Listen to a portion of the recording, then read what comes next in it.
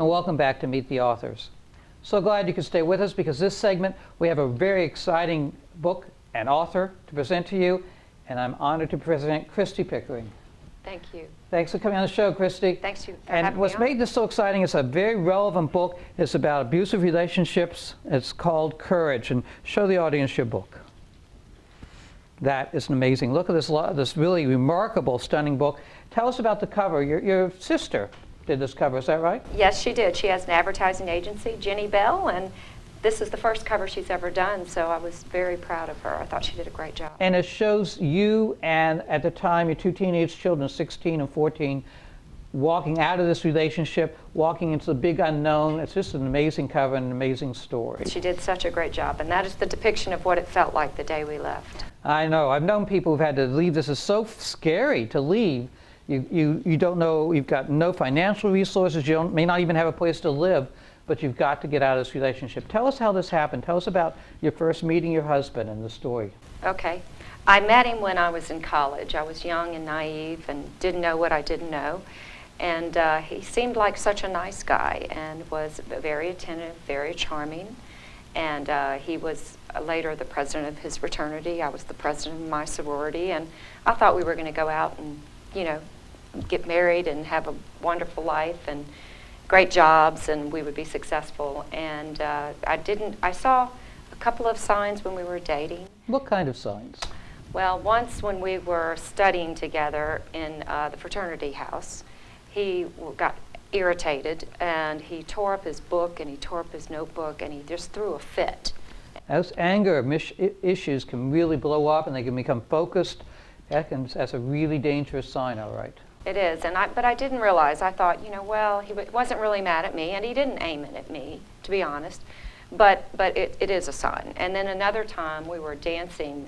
We were at a fraternity party, and we were dancing, and this young man was next to me, inebriated, kept bumping into me. And my ex-husband at the time, who was my boyfriend, he punched him and knocked him out cold. Wow. And, you know, at the time, young girl, I thought, oh, he was just trying to save Being me virtuous, from a drunk. Virtuous night, huh? Right. Wow. But there were much better ways to handle that situation, as I later realized. Yeah.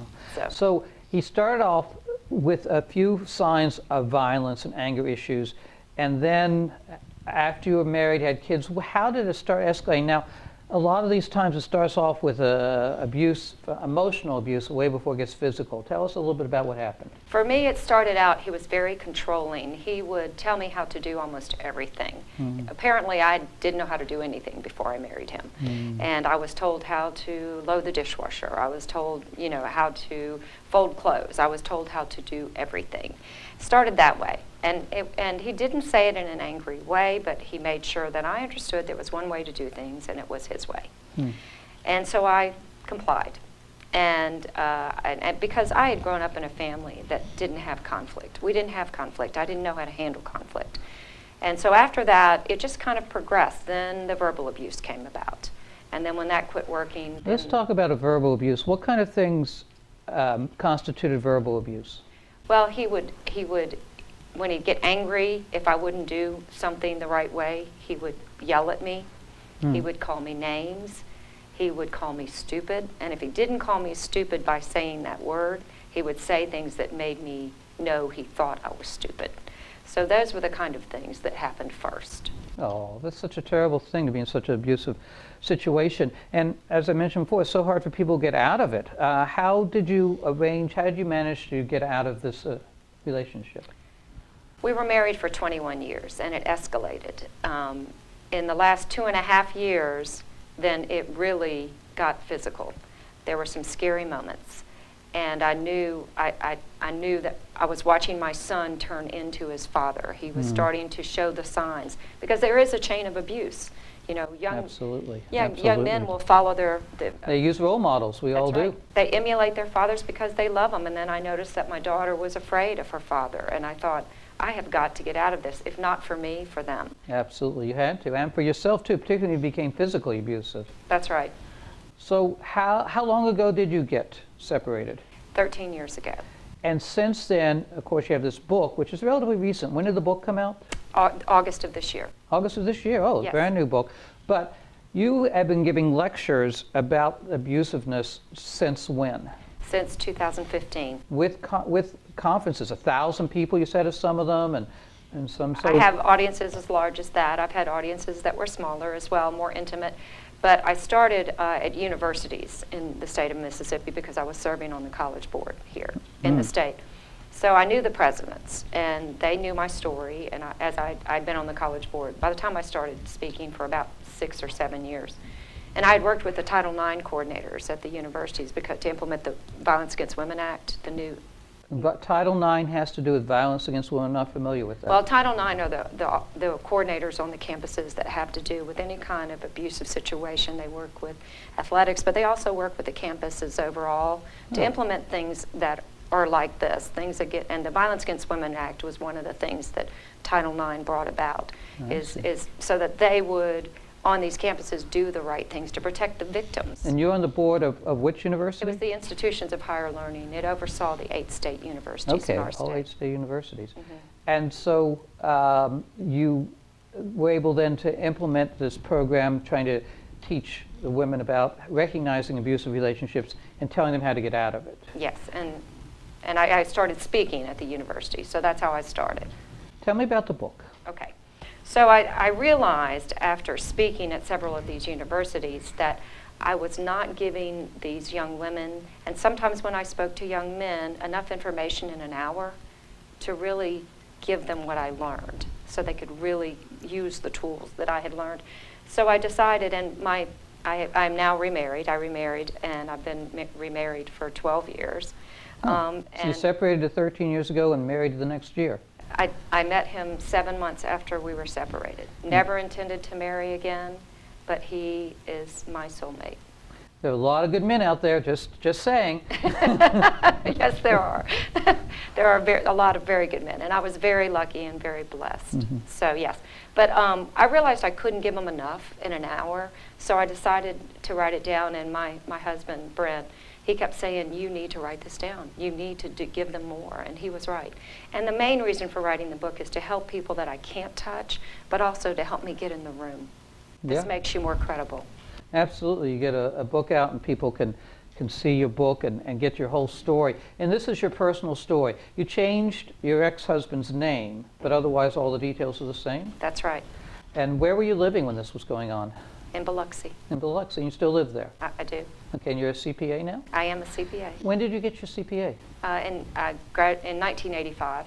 Okay, so that was before, that was about the time you were married. That's right. And so you had a career to go to, because a lot of women don't, and I see that as a real situation. That's right. Issue, people trying to get out. How do you recommend people handle this situation? Well, I can only tell you what I did.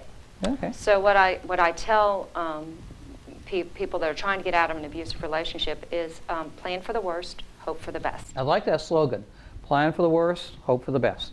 Exactly, because you want to make sure that you really just you have to expect that they're going to do the worst thing or you won't be safe. So what I did is I knew the sheriff because I had helped him. I was his campaign treasurer when he was elected. You had connections, young lady. And I knew the chief of police because he was a client. So I called both of them and said, I'm leaving. Let me explain why. I'd never told anybody what had happened behind my 4 walls or my closed doors. And so I did tell them, and I said, if you get a call from my cell phone, it's serious. Because he had told me 10 years before I left him that he would kill me if I ever left him. And I believed it.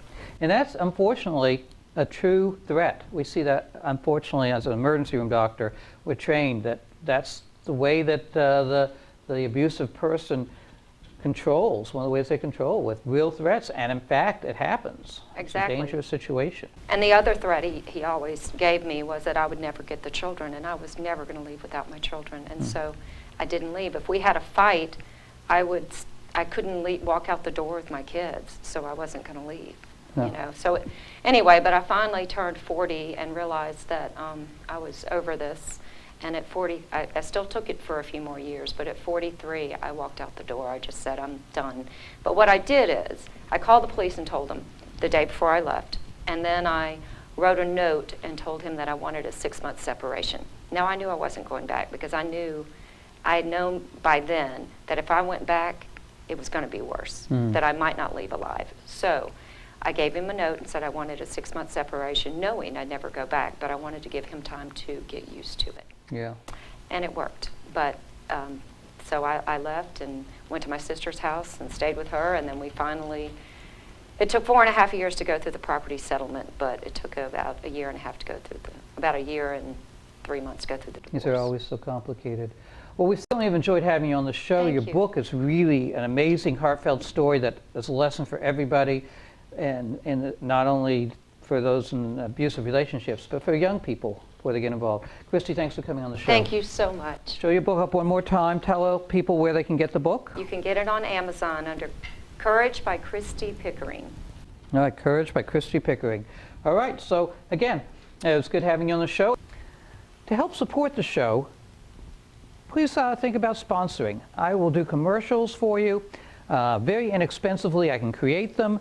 I will publish them for you, put them on the show. Check contact me through my website or through my email address here, and let's help these authors. And when you see these authors, buy their books. Hi, I'm Mary Abraham, and I'm here today because I want to tell you about my new novel, Where the Creek Runs.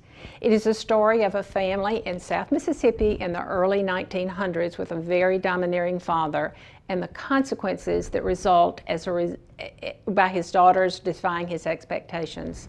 The book is available at Southern Bound Books here on the coast, Bay Books, Amazon, or Main Street in Hattiesburg.